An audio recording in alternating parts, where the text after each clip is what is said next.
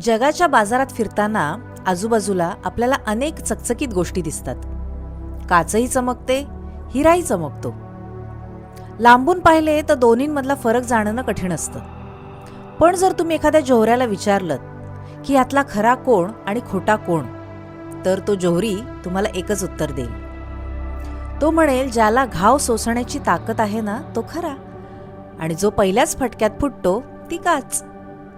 जेव्हा हिऱ्याला ऐरणीवर ठेवले जाते आणि वरून घणाचे लोखंडाचे जोरजोरात घाव घातले जातात, तेव्हा तो फुटत नाही, तो त्या घावांना पुरून उरतो आणि अखंड राहतो. त्यालाच जगात किंमत असते. जो घाव पडताच भुकटी होऊन जातो, तो हिरा नसून ती निव्वळ काच असते किंवा गार. मानवी आयुष्याचे गणित सुद्धा सेम असेच आहे. तुम्ही किती हुशार आहात, तुम्ही किती श्रीमंत आहात किंवा तुम्ही किती सुंदर आहात, याला महत्त्व नाही.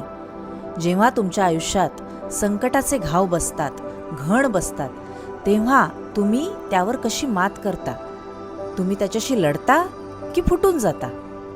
आलेल्या संकटावरती मात करून जो टिकतो तोच जिंकतो.